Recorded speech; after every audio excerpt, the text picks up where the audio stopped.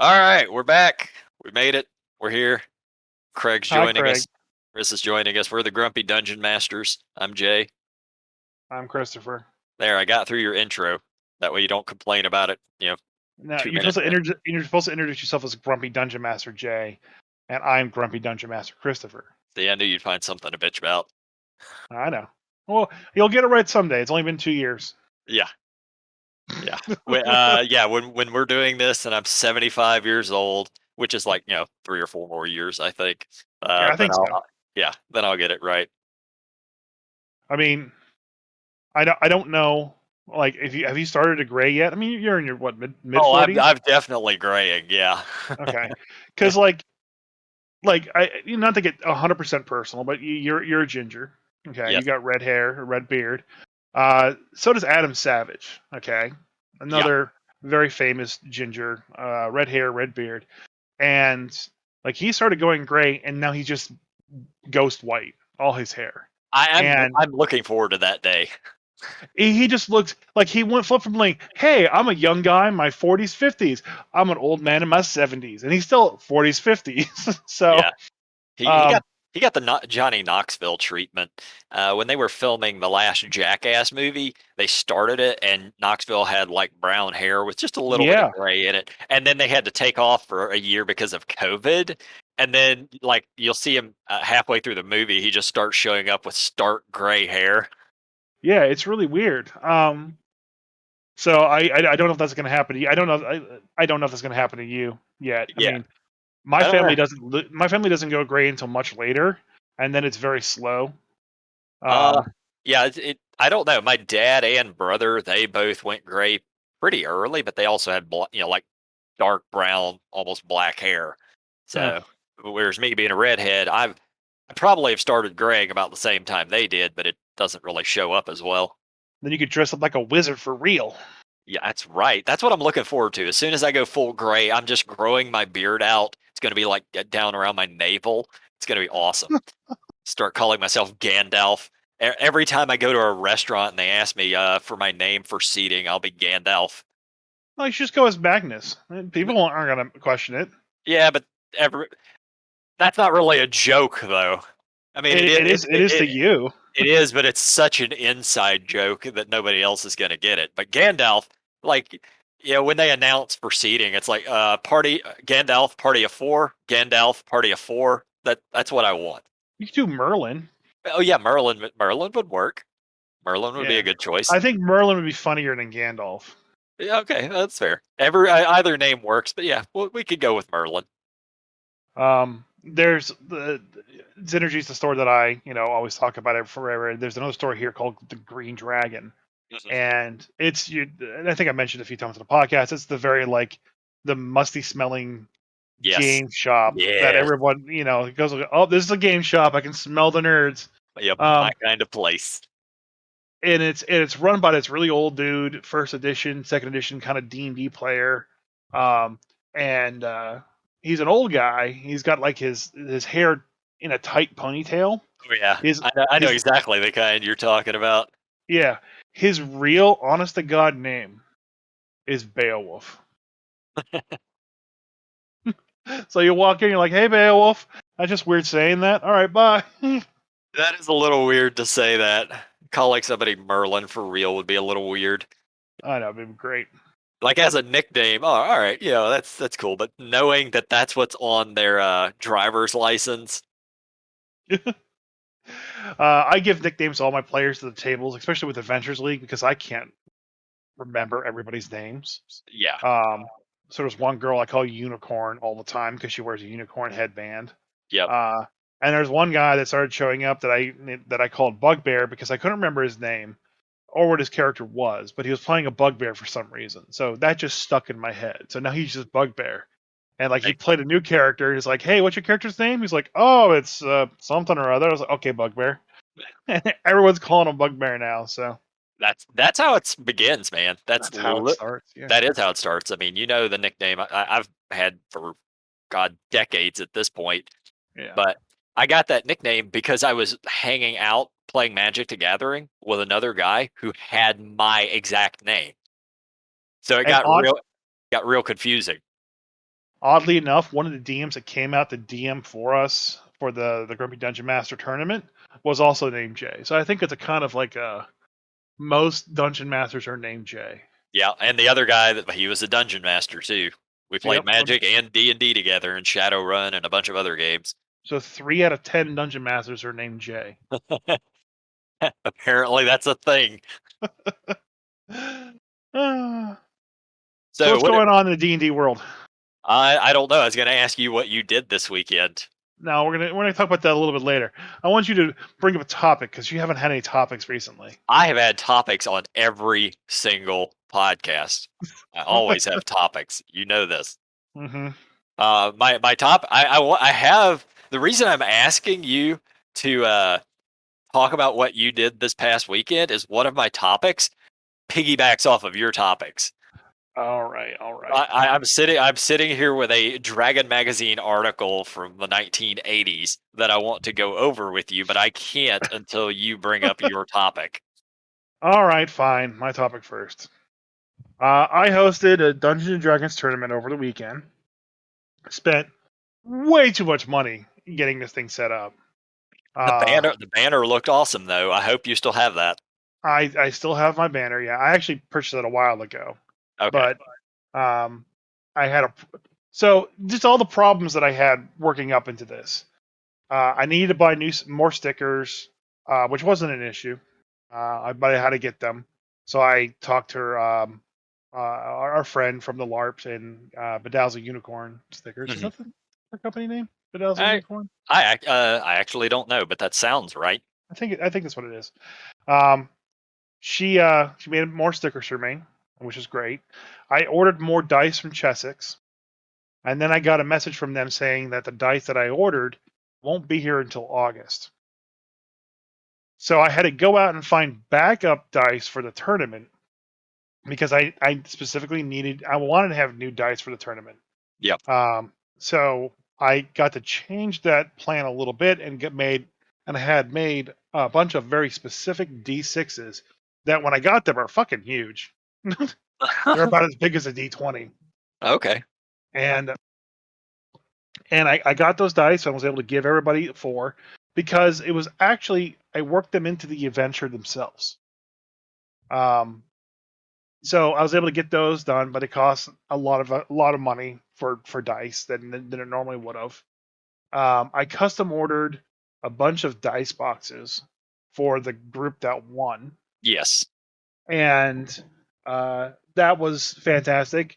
They were kind of expensive, but it was some veteran owner that I found on Etsy, and he made the boxes himself, and they were really, really, really cool. I should have taken some pictures of them before I just gave them out. But Yeah. I like mean, we he, have there are pictures of them online for yeah, sure. So he lasered etched in the Grumpy Dungeons Masters logo into the felt. He made a little compartment that you could put in some dice. He handmade all 4 of them. Versus what I saw a lot in Etsy was a lot of people had like this blank template that they were using to make dice boxes, and they were all the same. This guy actually made these individually, so they're all like just a little bit built, a little bit different. which makes them Uh, even more awesome. uh, To the 4 winners, you guys have something that no one else on the planet has. So yep. And uh, what I was gonna say, and I also bought dice for each of the boxes as well, and I also gave some dice out to the DMs that were there. And then the owner's Energy donated a bunch of kind of like door prizes for the whole event, and he catered the event. Without even me asking, he gave me door prizes and he gave me food for all the players there, that was which nice is of him. fantastic. Yeah. So again, always go to Synergy for all your stuff if you live near Charleston. If you're online, you can order stuff off their website, synergy-gamers.com. Code word Grumpy for 5% off, which it's just the first thing I'll talk about with the dungeon is I built this adventure for this tournament based off of the original Tomb of Horrors. And the original Tomb of Horrors, before it was published, was made for a D&D convention. I think this is well before any conventions were like really a thing. Yeah, it was probably up. It was probably early Gen Con or even something before Yeah. that. because Tomb of Horrors was published in 1978, but this was before that. The Tomb of Horrors was used as the tournament thing, Hmm. and so I took that idea, and basically what the idea is like, here's the dungeon, you run people through it. It's stupid hard. It can kill anybody at any time, and depending on what they do, they get points to either, if they disarm a trap, they get a point. If they get hit by the trap, they lose a point. All right, And real quick, depend, real quick. The first Gen Con was in 1968, apparently. yeah, so it could have been around that. I'm not sure how early he wrote Tomb of Yeah, Horrors. I just know the published date. I just didn't know it was that old. I thought it was Yeah. mid 70s. Wow. So, and the first thing about Tomb of Horrors is when you get into Tomb of Horrors, there's this like long red path that if you investigate it, there's a hidden message from Asarak. So I put a hidden message in there from the Grumpy Dungeon Masters, and Yep. in that message there are clues. Some are true, some are false. And at the very end of that message, I said, "And don't forget to use code word Grumpy for 5% off the Yep. synergy." Yep. Which was I love it. It's so meta. It really was. Uh, so I wrote the whole thing. I started with the idea that I was going to use Tomb of Horrors because I didn't want to make something 100% brand new. And so I started looking at the fourth edition Tomb of Horrors to get a better idea because I thought I could translate Tomb of Horrors 4E into 5E because I don't think anyone ran Tomb of Horrors in fourth edition. Not many. And so then I found out there's like this hidden lore that you have to piece together about Tomb of Horrors. It starts off that Asarak made the Tomb of Horrors, and the whole idea behind Tomb of Horrors is for him to lure in adventure parties because they have to be pretty good to even know that it exists. And then he pulls them in, they lose all their gear and magic items, he gets their souls, and they die. And it's basically just a way for him to feed his machine of ever growing power. Yeah. And at a certain point in time, it kind of becomes too successful for him. Too many adventurers are now showing up, and they're getting way too far into Tomb of Horrors. So he secretly abandons the tomb. All right. In what state he abandoned the tomb, it's not really said, just that he abandoned the tomb. Then, in fourth edition, in the module that is Tomb of Horrors, which is a really good module because it starts off like you're in a town, and it's being invaded by demons and stuff like that. And eventually you find out that the whole reason this town is having these problems is Vecna is looking for Asarak. Yeah, the Vecna that's super popular right now. Right. Everybody knows Vecna right now. Yep. So Vecna is looking for Asarak because Asarak has his hand. And he's using it to basically do stuff in alternate dimensions to unbeknownst to Vecna. So Vecna shows up to the Tomb of Horrors and just Vecna's it. He destroys the entire thing. Kills everything that's inside, kills the demons left behind by Asarak, just utterly destroys everything that's in there. And it's Vecna, he can do that. Even without his hand and his eye.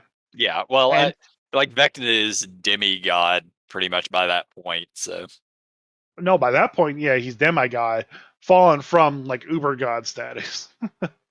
yeah, but Asarak is he's just a lich, if I recall right. Yeah, Yeah, he's just a lich. So he's just a lich. Versus the Archlich. So eventually, when you get to the end, when you go through the 4E adventure, you go through the tomb, but everything's gone because everything's been killed by Vecna. There's a couple leftover traps, but nothing really cool. At the end of it, it's very oh, you can teleport into an alternate dimension. Now fight Orcus and Tiamat at the same time. Good luck. good luck. And it's just kind of really? That was it? It wasn't there was nothing really cool in it. And then that's only chapter 3 of a 5 to 6 chapter book. Oh wow. So it was kind of weird.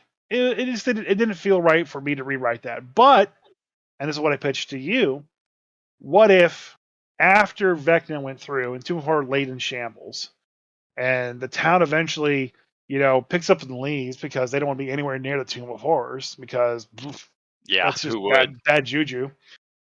The Grumpy Dungeon Masters come in, buy the land, the tomb, and everything for coppers on the gold piece. Yeah, it's really cheap. It's on the wrong side of the tracks. Right. And we refurbish the whole thing and reopen it as a tomb of refurbishment. because we had to refurbish the whole thing. Yeah, yeah. And that's how I started going through the tomb. I took the original Tomb of Horrors and pretty much reworked it in the sense that, okay, there's a lot that happens, but there's also a lot of just dead space in the Tomb of Horrors too. Because it was written first edition. It was written by Gygax, and it has a lot of, I'm going to call them Gygaxianisms that just don't work in modern day 5e D&D. Yeah. So, all things like, oh, if this happens, then do this, and if that, do this, and if this, do that. And it's like, Yeah, it's almost and like computer coding. yeah, and it has to be a lot simpler than that, and it has to be a little bit more direct. So I rewrote it to be that way. Like, there's this one thing where, like, you go to a puzzle with an archway, and there's like 15 different things you can do with the archway, and there's no hint or help at all figuring out what the heck goes on with this archway. So Yeah. I simplified it. I put in 3 gems, and there's a blue gem, there's a red gem, and a yellow gem. And if you read the message on the ground, I said, orange is the color of all those grumpy, blue you're through, red you're dead. Right? All right. If you go with blue and you walk through the gate, I think you get teleported back to the beginning and you lose all your gear. Very first, that's how Tomb of Yep. Horrors originally Yep. did it. If you do red, I think you fall into a trap, and if you don't get out of that trap, you die. And if you do like press the yellow and red and yellow buttons together, you make the mist orange and it opens up and you walk through. So taking this super complex teleporting archway and just making it a small, easier puzzle, and then it's also easier for the DM to figure out to play it, and it's a little bit easier for the players to run it. And even though I simplified it very, very drastically, I think only one team figured out how to turn it on to the right color and walk through it. Everybody else avoided it. So, Don't get and points just by avoiding these things in a tournament. that's true. So eventually, like, I just kind of kept the original theme of Tomb of Horrors, and I kind of relaid out the dungeon, make it a little bit more compact, and simplify some of the traps, make traps a little bit more DM friendly, and it worked out pretty well.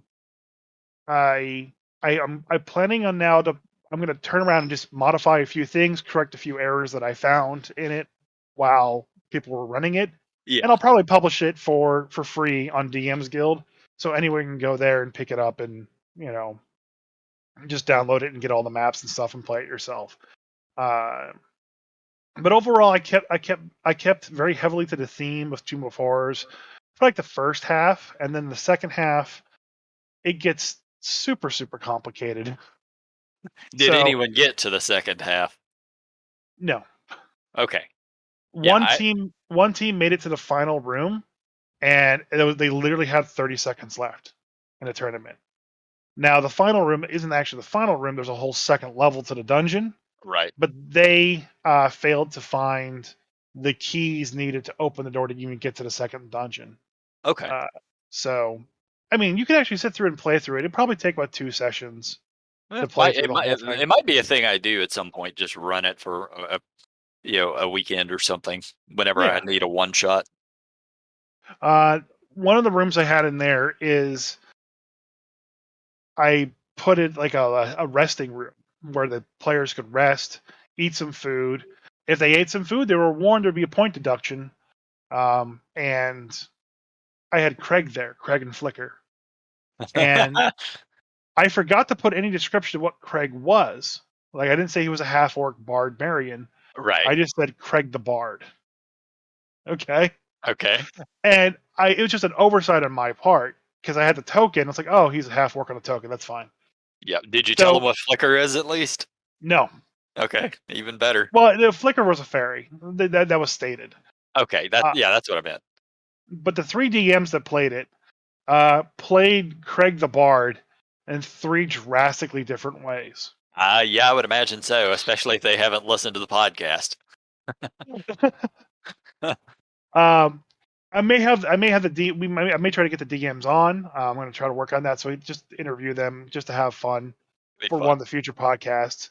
Um, but the three DMs, without naming them, there was the third DM. I'll just call him the third DM because I wasn't able to sync up with him before the adventure started. But he showed up early and read the module like 30 minutes before everything Ooh. started.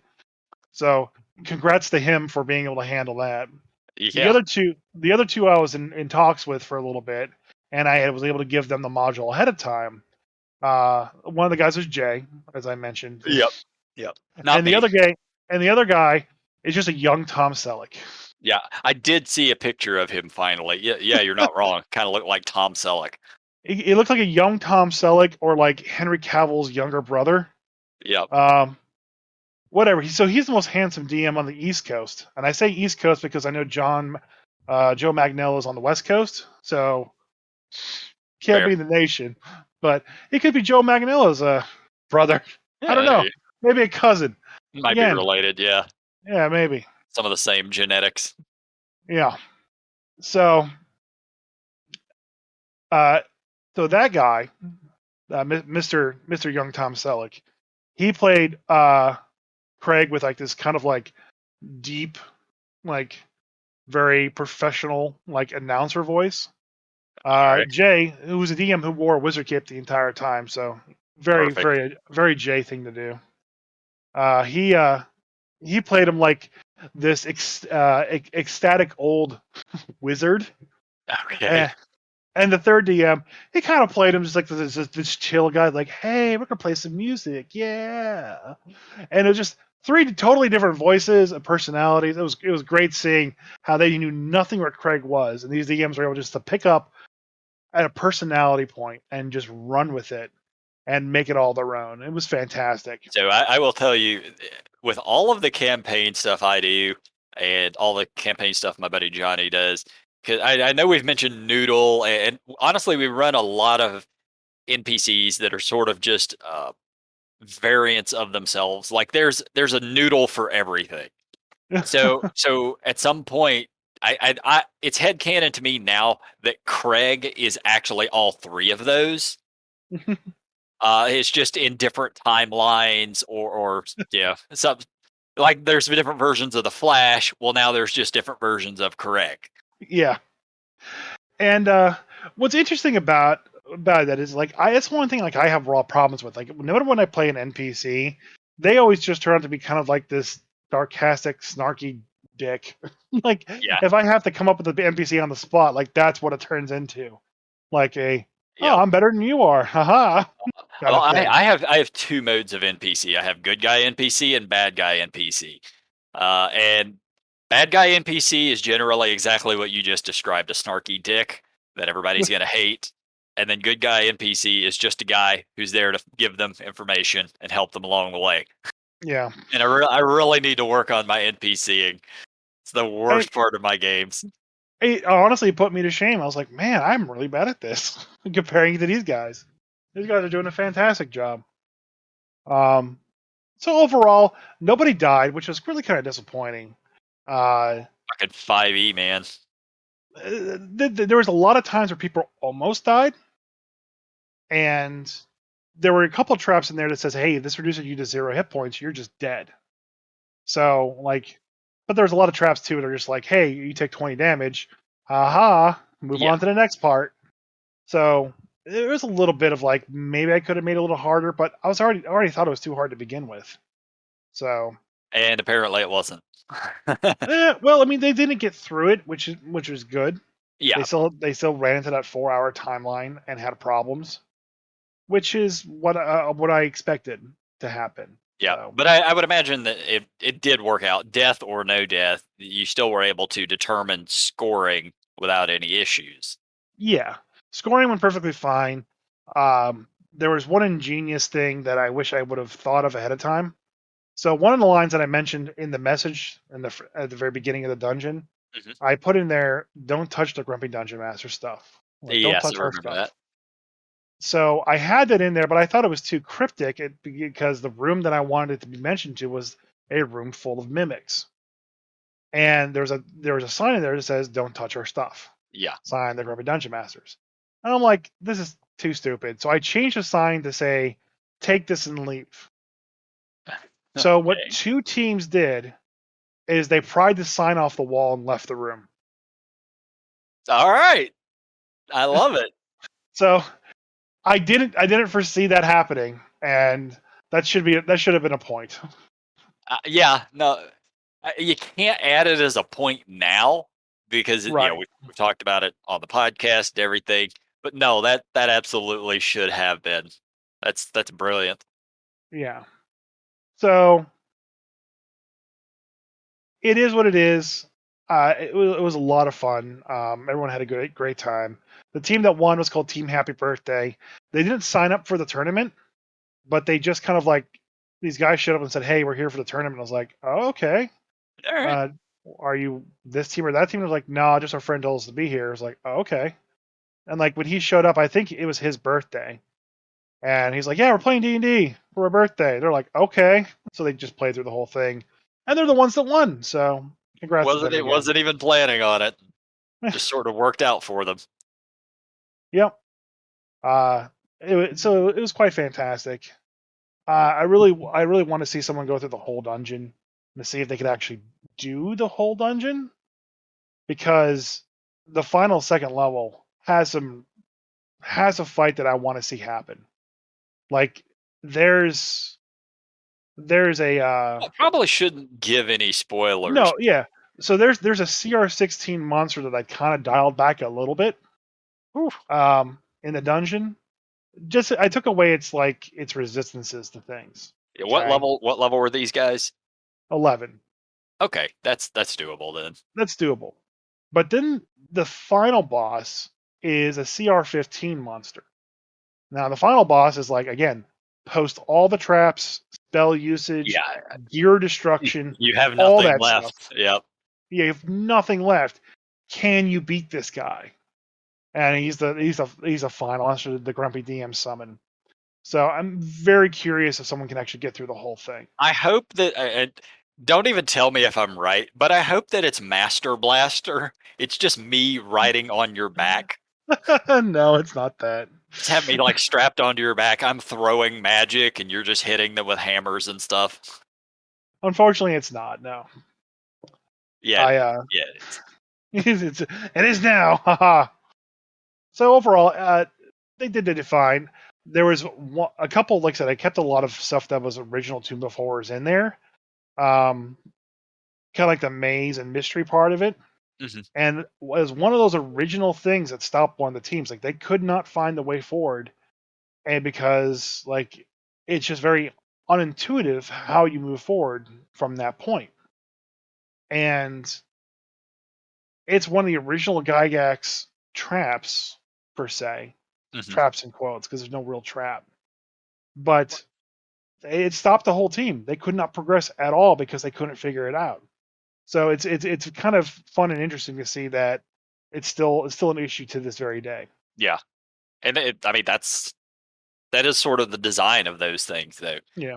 Like if you're running through a dungeon, it, and like Acerach designed this thing to be difficult to even find your way through, and Yeah. along the way, it's just dangerous as well. Like even if it's something as simple as what you're talking about, you just can't find a way to go forward. That's just part of it, man. Yep. I kept in the green horned devil, the famous. You've seen the green horned devil. I I kept would that in there. I would In assume I have. Yeah, I kept that in there, uh, just exactly how it was originally written. I just simplified it some more, and it almost got a few people, which is great. Even to this day, like it can almost get people. I need to look this thing up now. Just like a green horned devil. Uh, this is Tomb of what was it called? Tomb of not Annihilation. Horrors. Horrors. Thank you. Yeah, Tomb of Horrors green devil. You've seen the picture before. Oh, that guy. Yeah. Okay. Yeah, Yeah. Yeah. everybody gets that guy. Yeah. I knew I'd seen it, but I just didn't remember it until I looked it up. But it So was, like I said, it was a fantastic time. Prizes, loot, all fun was had. I mean, yeah, it's the first one of these that you've ever run. Uh, Honestly, tournaments aren't. I don't think tournaments are run that often. Maybe the other than that, conventions. So, Well, I had one DM talk to me about it. He couldn't make it because he had other plans for this week for that weekend. mhm. But he's a good friend, and he said that he doesn't like D&D tournaments because it always ends in PvP and blah blah blah. And I was like, how? And he explained to me what the tournaments were that they'd been in for that were D&D tournaments, and that's indeed how they were all run. They're all like, okay, everybody go off with your GMs, and like you go through this really tiny dungeon or You grab tiny the couple loot at the end encounters. and then try to make it out. You grab the loot, equip it, and then there's a battle royale against all the other tables, and the winning Yeah. table is the table that wins in the end. Oh, okay. That's not entertaining at all. I don't Why know. would you? That sounds quite entertaining to me. No, because Dungeons and Dragons is not built for PvP. Yeah, it is. It has a perfectly fine rule set that'll work for PvP. It works in PvP in the exact same way that Divinity Sin 2 worked in PvP. I uh, don't know. It didn't seem like that would be fun. It wouldn't but be fun putting P, people against each other in a tournament. PvP is You not know. for everybody. It just Yeah. isn't. Some people don't enjoy that. For So me, I love games like that. Yeah, I mind you, I'm very easy to please when it comes to games.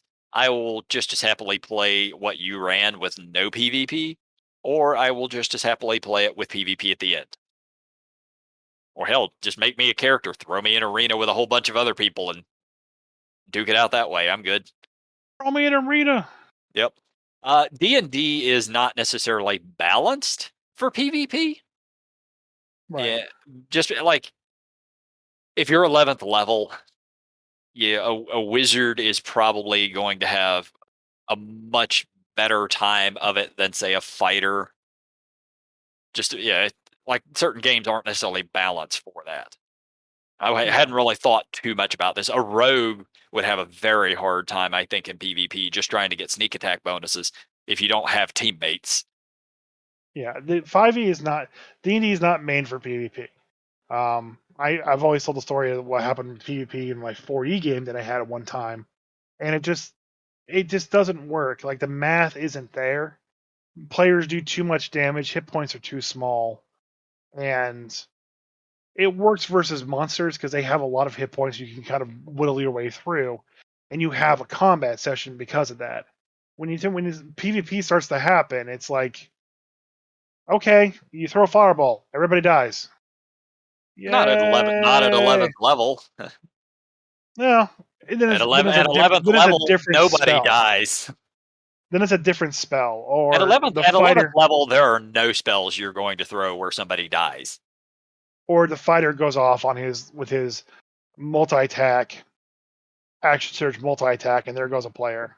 Yeah. You know, so it's not built for it. It can work in some rare circumstances or very uncommon circumstances, but it can't work as a PvP style game. You have to be a whole different system for that. To See, really, I don't necessarily agree with that statement, but it is not balanced for PvP. The game itself works fine for it, but just certain combinations, certain character classes, and so forth will have a much harder time of it. yeah. But anyway, So what did you want to bring up now that I brought up our things? okay. So since you have literally spent the last month or so and all of this last 2 weeks writing for this thing. I managed. Oddly enough, I even wasn't looking for this article and just came across it. It's from Dragon Magazine 201, which I think is like from 87 or 88. It's pretty old. And the name of the article is "The 10 Commandments of Tournament Writing: An Adventure Writer's Bible" by Jonathan Evans, and Okay, it has 10 rules that you should have followed when you were writing okay, this thing. So the first rule is thou shalt bend the rules until thou hast broken them. So Okay. the idea is that you just kind of have to ignore a lot of the actual set rules of the game, which you kind of did just by running Tomb of Horrors, because Tomb of Horrors ignores a lot of the rules just in general. Uh, Yeah. So I would say the biggest rule is that I broke is one that I'm really a big proponent of at all times, which is always let the players roll, mhm. for Yep. saves and stuff like that. Yep. So there's a lot of things in here. It's like, oh, you put all the levers in the wrong spot. Okay, you're dead. Yeah. I like that's a dick thing to do as a DM to a player in a normal game, but Correct. in this tournament style specifically, it's okay to do that. Yeah. But I would never do it in a normal game. Yeah, or the very simple, oh, you put the wrong gem in there. You are now teleported to the beginning of the dungeon with no equipment. That Like, happened to a few people. I'm sure it did, but in a normal game, that's a complete and utter dick move to do, and it's kind of breaking the rules of the game. But Yep. in a tournament, perfectly good. So the second one, and you did this one, I think. Thou, well, actually, you didn't do this in the proper order. The second one is thou shalt create the characters first. Okay. You want to know my secret? Yeah, what did you do? I didn't make the characters at all. Oh, really? Yeah, You just I called up one of my players, Dimitri. And uh I was like, "Hey, Dimitri, I need help." He's like, "What do you need?" I was like, "I need you to make a character for every single." huh. He's like, "Okay." Yeah, all right. And he actually reviewed the module for me too in depth, uh, and we actually, funny enough, we actually were the third table that was supposed to be there. A lot of three of the four players couldn't make it, Ooh, so we had a table where a bunch of people didn't show up. But one of the guy did. Then another guy showed up wanting to play, so I let him sit at that table. And then I had a friend that was somebody that was at another table who was just there to help me. I was like, "Hey, do you want to play this game?" He's like, "Okay, I can do that." So he played, and um, I was like, "Okay, they need a fourth. Check Synergy to see if anyone wants to play." Nobody wants to play, so I was like, "Dimitri, can you play? Be the fourth in this table." And I told everybody, "It's like, hey, this table's going to compete. Dimitri wrote the module. He wrote all the or he helped me write the module. He created all the characters. But if there's one person I'm never going to trust that's not going to metagame it, it's going to be him." And yeah, point to the fact that that's the team that couldn't find the one thing to continue further on in the thing. And yeah, I know he was there screaming the entire time. I can't say what the answer is, and we're so far off track. yep. You know, But that's how. Sadly, that's how you have to do it. If yeah. you are familiar with the module, it's best to do it that way. Don't My metagame it.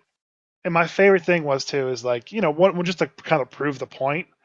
Uh, he wanted to do something to a a creature that we had during Frost Maiden, and he had a disguise. So he put the hat of disguise on, and then he ran out there to kind of like do this like deception check against the thing that they were trying to get away from. Mhm. And he goes, "And I'm going to try to lie to him and say this, knowing full well he has true sight." And go. So obviously he failed because it has true sight, but he still Yeah, did it anyways. So props to because him for playing the characters right at all times, no matter what. it's what you need to do. That's how you become a good player. That shows that you're a good player. It's like Uh, this isn't gonna work. Oh well. I'm gonna do it anyway. All right, the third one. Thy setting shall be unusual and interesting. I would definitely say it is. I mean, the Tomb of Horrors. It's kind of a classic. You did say you changed up some as well, but it's unusual and interesting just in the simple fact of it's now the grumpy dungeon masters who are responsible for this thing. The puzzles get changed up some, so Yep. even people who are familiar with module aren't going to know this one. It's still different enough. That's the hope.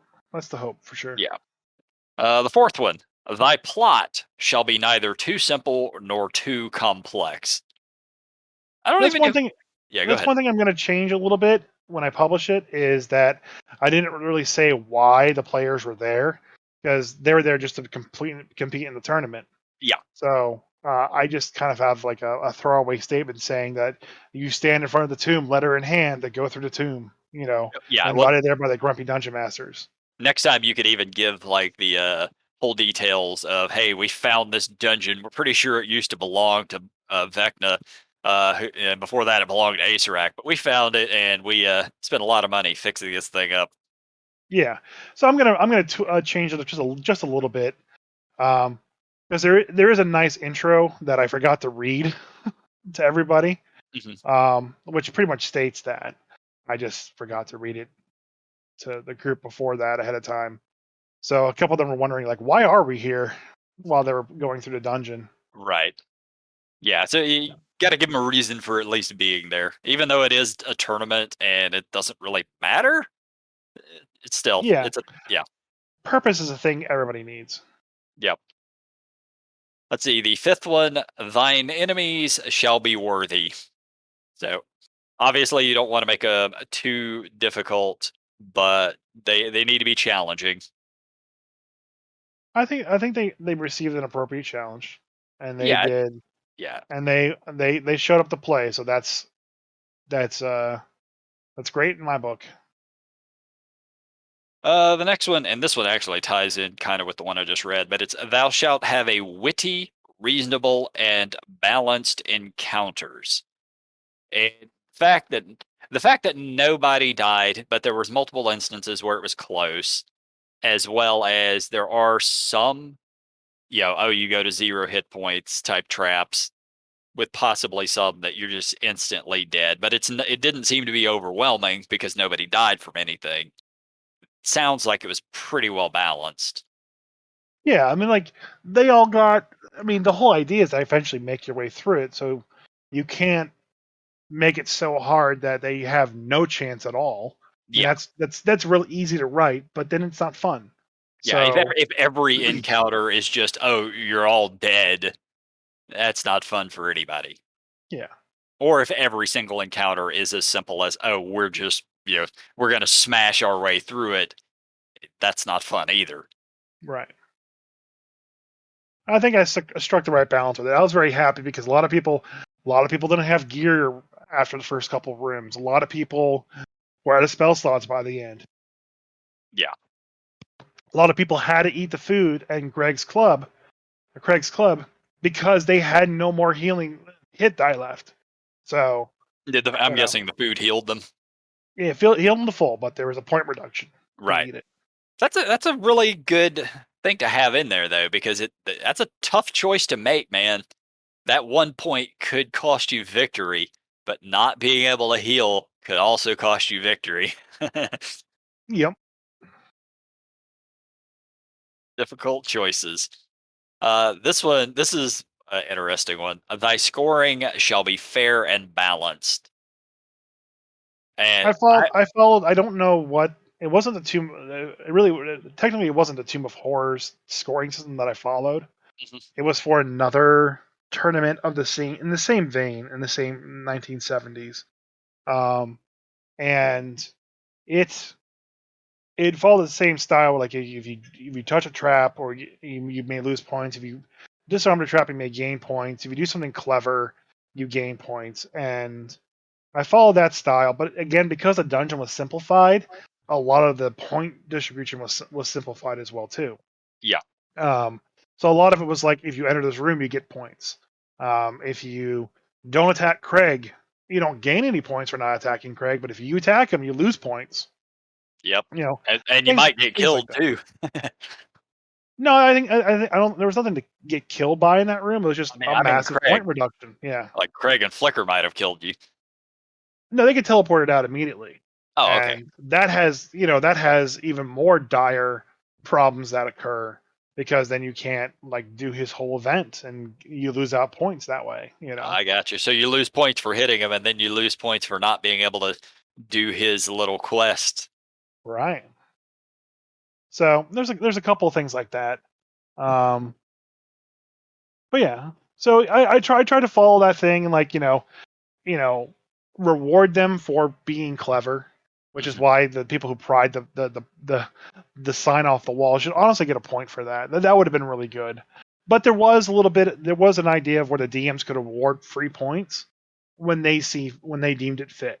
So Yeah. like if that creative solution wasn't a thing to get points for, they could have given them 2 points if they really Okay. wanted to So for you that. gave the DMs just a little bit of leeway Just to, just a little bit, yeah, like not even 10%, probably like 5% influence.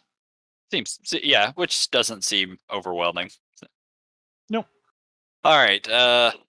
Let's see. The next one, and this one you didn't have to deal with, but it's one that might come up at a future one. Thy second round shall be worthy of its players. So you only ran a tournament that was basically one round, but some of the older tournaments apparently would run multiple rounds. Yeah. And since you were running a two-level dungeon, you could have easily have separated this into two separate things. Yeah. First round is 4 hours to get through the first part, and then so forth for the second. And maybe even at the end of it for scoring, if you manage to get through the first level for every 15 minutes ahead of schedule that you make it through, you get a point or something like that. Well, I tried not to reward any points for speed of clear, Yeah. um, Well, because speed of clearing generally means you're going to miss points along the way because you're yeah, skipping things. or when this is what actually Bruce brought up to me, um, there was a tournament that the Kaiser Co people went Hmm. through, and Kenzerco. Kenzerco, sorry.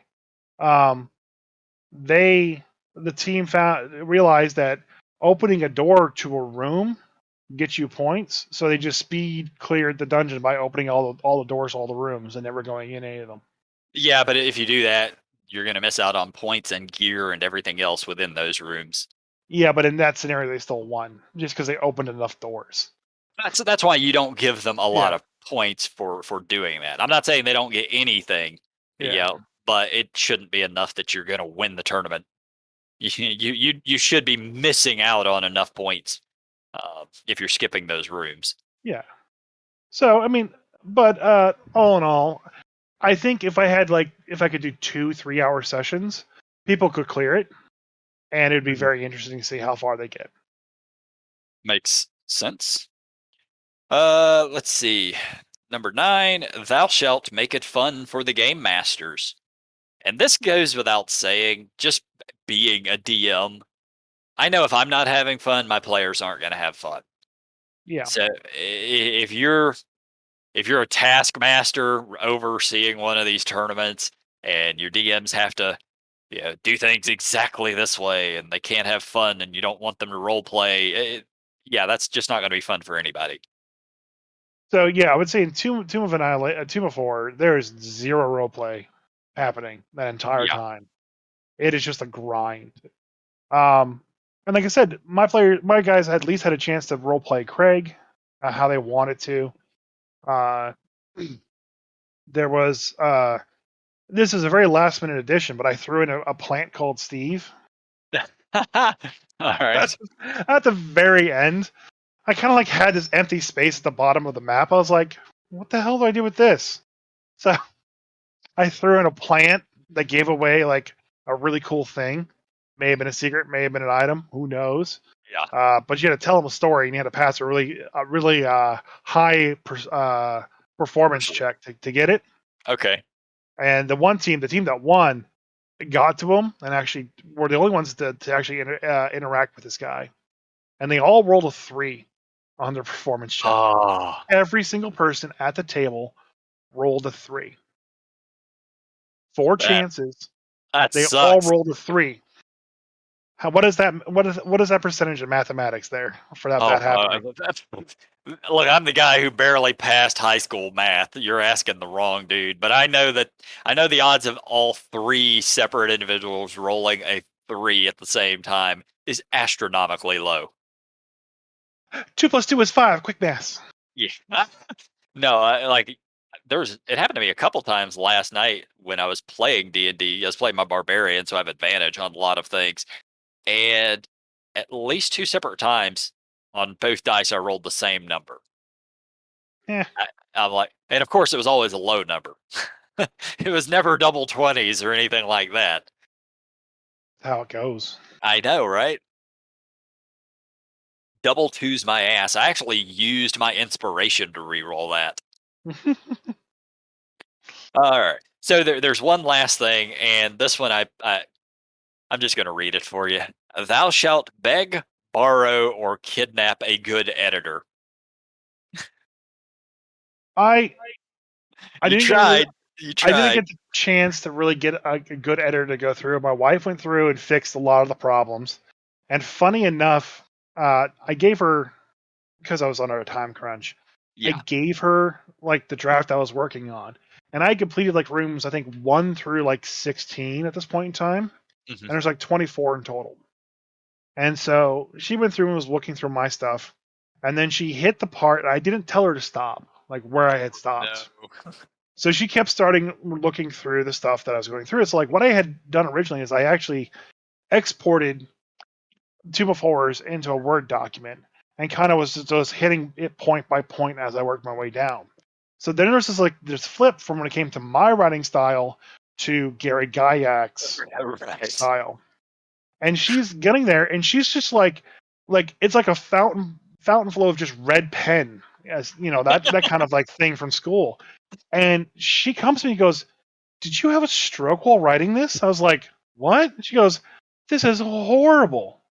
I don't know what you're doing." And I looked at it. I was like, "Oh no, that's the Gary Gygax writing." He's like, "It is?" I was like, "Yeah." She's like, "Oh my god."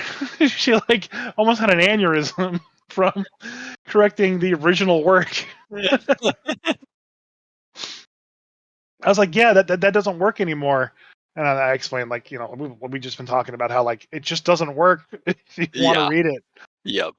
It's fantastic for what it was at the time, but there's a couple times where like there's like a lot of like literally tiny traps in the original Tomb of Horrors, and like it's in the text where Gygax writes they might this 10-foot fall is not going to kill anybody, but it's going to soften them up, and that's the whole point of this dungeon. Right. Like in the middle of the text, like why is that there? Yep. Like At the sitting on the outside, it's fantastic to read that because you get the insight into his mind. yes. But when you're trying to run the module, like that is just fluff you don't need. Yeah, back in 1973 or whenever the hell that was, that kind of made sense, but at the point we're at now, you don't need that. Yeah, not at all. And Yeah. so like she was reading some of that stuff, and there was like the copy paste errors too from the export. Mhm. Like all ones became L's Oh, and jeez. all O's became zeros. So she was like correcting all those for me. Ah. And she was just like, "I'm really worried about you." Which is that's funny that you would mention that. Like just the fact that you put her through that excess. The next lines after what I just read you was my editor hates me if I'm going to so much as mention the word tournament to him. I make certain he has no weapons nearby. Like I could imagine, after her going through that when it was completely unnecessary, that she probably just wanted to strangle you or hit you with something. Probably a little bit of both. Yeah, Most days. Most yeah. days. Oh, that's great. Yeah, and what's actually kind of funny too is that like overall the errors that were in that I found and like just listening to people run it were not terrible, Hmm. except one. One was actually you got teleported to the wrong room, and I didn't catch it. Uh-oh. So the DM actually walked up and he goes, "Are you sure they get teleported to this room? Because it doesn't make any sense. Because then we just would fall onto all the mimics." And I was like, "Yeah, they're supposed to be teleported to this room over here." I don't know, teleporting him into a room full of mimics seems fun. That's very Tomb of Annihilation. Like seriously, in Tomb of Annihilation, like if you do anything that teleports you, you wind up in a room with an Octok, Oh, yeah, an Otyugh, Anatia. Yeah, you just wind up there in his room, the and then there's a trash sphere of, monster. and then there's like a sphere of annihilation exit. Like there's two levers. One kills you. One teleports you to the front of the dungeon without your gear anymore. So, and you don't know which is which. 50-50 chance you're just dead. pretty much, yeah, pretty much. Yeah, I see. I love first edition and second edition, all the early editions, but realistically, they do not properly translate for fifth edition. I will absolutely use those books, and I use them all the time for No, inspiration and ideas. But that's Annihilation. That's not Annihilation is fifth edition. sorry, you don't. Yeah, The yeah, yeah, Tomb yeah. of Horrors, all the first edition, second edition stuff, it just doesn't properly translate over a lot of the time. You can get ideas, and you can use a lot of it, but you're definitely going to have to make adjustments for everything. Yeah. But like I said, it was a lot of fun. I think everybody enjoyed it and had a good time. So, I Yeah, mean, everything that you just mentioned there is pretty much word for word what you need to do because that's pretty much the requirement. yeah, Like you can't have the DMs be bored out of their skull when running it. They have to have some kind of incentive to keep moving forward. It sounded like they all had a fun time. They got some free minis out of the deal and some free dice. So I yep. definitely try to reward them that way. I gave them all a copy of the module and the maps if they wanted them, and you know, it was it was a good time overall. Awesome. So Any more any more any more words of wisdoms from that thing? Or is that not all the specific. rules? No, that was it. It was the 10 rules that you need to follow. That was all 10 of them. I, however, have one other thing I do want to bitch about before this is over. I think this might become a regular thing where just at the end of it, I have something to bitch about. So, Jay's hour of bitching. yeah, falling damage in 5e, and I know we've complained about how terrible it is, but I actually got to witness it firsthand last night. Yeah. Yeah, yeah. So the rules are, you fall and you take a d6 of damage for every 10 feet that you fall. Mm-hmm.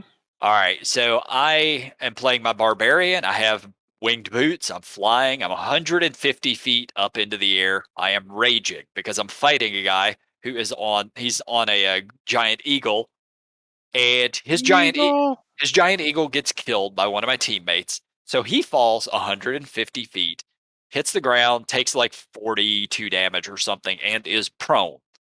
So then he gets up on his turn. My turn comes around. I My movement speed with the boots of flying, I think, is just my normal movement speed, so 40 feet. And if I dash, I can move up to 80 feet. He's 150 feet below me. Mm-hmm. So I know I'm going to survive the fall. So I just turn off the boots, fall to 150, crash land right next to him. Because I'm raging, I take like half damage. I ended up taking 19 damage or something ridiculously low for falling 150 feet. Yeah. Then I just stand up and start beating the hell out of him. So like it's just ridiculously low amounts of damage for falling that far. It really is. I honestly think fall damage should be force damage. That's the Yeah, thing that that I could see that. that's the thing that they're actually doing with a lot of monsters now too. So like, um, Yeah, that guy was monsters. dealing a lot of force damage. He was a celestial. So So monsters of the multiverse. Part of the things that they revamped is they took away monsters with magical attacks. So I like dragons. I think it used to say that all their attacks are magical. There's some that still have that, and some that most don't anymore. The one thing I know for sure has changed is the Abyssal Dreadnought. Okay, all right. he used to basically say all attacks that it makes are magical. Well, that's now changed in the monsters of the multiverse. Now all of his attacks are just force damage, and it seems like the damage they don't want people resisting is force, Hmm. and they've moved things that are massive damage. Okay, which is a variant rule to begin with, but Yeah. the massive monsters that do massive damage or objects that do massive damage are now doing force damage. Because in Tomb of Annihilation, there's two things in there. There's the grinding gears and the Juggernaut stone thing, like the Indiana Jones boulder. Right. Both of those deal force damage, even though technically it's bludgeoning because they're just getting crushed. Yeah, yeah. So they do force damage, and I don't think barbarians can resist force damage. No, they only resist slashing, piercing, and bludgeoning. Yeah, there might be some subclass that gets I think the resistance to bear different types. totem extends that to other things like elemental Probably, stuff, yeah. but I still don't think it reduces force. I may be wrong on that though. Um, Force and psychic are generally the ones that very few things resist. yeah. So that's like been one of the big changes. So like if you were to change falling damage, which you could make massive, which is unresistible, Hmm. but changing that to force would be a change. But even then, Yeah, even then, I would have taken like 40 damage. right, you reach a point. I think they wanted to make it simple because calculating terminal velocity is really hard. Okay, like what is the terminal velocity of a halfling versus a human versus a Goliath? Like you can't give them all the same number because Oh it's all no. going to be different, but the difference is going to be like maybe 20 feet for each one. So they just flatten it out and said a d6 for every 10 feet. But I'm pretty sure in fourth it was 2d6 for every 10 feet, which is still better than the fifth edition Yeah, ones. the D6 for 10 feet. I know it was that way in third. Um, there was the cap on how much damage you could take was different, but the amount that you take was the same. Yeah. So I just think that I think it's a holdover, honestly, from first and second editions. If I recall, and this has been a while, so I could be wrong, but I think second edition was also a D6 for every 10 feet. The yeah, problem is my character, I'm a 12th level and I had 130 hit points. Uh, there are no characters in second edition who would have 130 hit points at 12th level yeah, because the hit points are just lower in that edition. They just are. yeah, yeah. Yeah, it's much more lethal. Like wizards had a D4 for hit points. It's much more lethal falling was in earlier editions. Dies from 1d4 first edition damage. Yeah. I mean, it was possible to make a character that would die upon character creation in second edition. I've always wanted to play that. Yeah. And I'm dead. Yeah, yeah, it could happen. So anyway, yeah, hopefully in sixth edition they fix falling damage or 5.5 or whatever. I may just straight up modify it myself, and I'm not going to change anything in my current campaign, but my next campaign I might alter that rule too, because that's just a bad rule. And honestly, I honestly think just changing it to force damage is enough. I think. Oh, I don't, because it's not dealing enough damage, whether you can resist it or not. The Well, 2d6 seems much more reasonable. it definitely hurts. There's also too. You could also state too that like after you fall 100 feet, you reach terminal velocity, and then you could put a save in there, like a con save, that when you hit the ground, Like um, massive damage, basically. you're dead unless you make the con save. Because people have fallen extraordinary heights People and have fallen from survived. airplanes and Yeah, survived. It has but happened. it's super super rare. So like if you Yes. had like a DC of like 20, 24 con save after you fall 100 feet, and if you fail it, you're dead. If you're not, you survive, and otherwise you just take 1d6, 2d6 force damage for everything up to 100 feet. That may be a little bit more thematical, Yeah. um, but Yeah. Like usually, you don't necessarily want your characters dying for falling 50 feet, but I intentionally dropped 150 feet just because it yeah. was faster movement. I mean, Captain America can do it. Yeah, well, that's fair. We are playing kind of superheroes in this game. Yeah, and that's ultimately the biggest rub is like where does that superhero versus reality ness ishness kind of like end. Yeah, that's a fair argument. That's why I think just force because like Cap could land on a shield and there's no bad vibrations getting worked up to you. Yeah. the shield is absorbing it all and dispersing it all immediately, and there's nothing bad happening to you. So, I mean, he has a match. So essentially, he has a magic item that lets him fall by Yep. far too. On Yeah. top of that, So everybody just needs a vibranium shield in D&D now if you want to survive those falls. I mean, yeah. It's simple. Just get a medal that doesn't exist in your universe and go from there. Yep. That was all I needed to bitch about. Really, is that it? It's been Yeah. a whole week, and that's the only thing you had. Yeah. Yeah. Yeah. I don't complain about too much. It's usually 5th edition or Yeah, WotC. Lots of or Magic. We could talk Magic. I got plenty to bitch about in Magic. $300 for 4 packs. I heard. I heard. Yeah. Somebody I know bought a case of them and made about 5 grand selling them. So Yeah. broke them down, opened up the packs, sold the individual cards, made lots of money.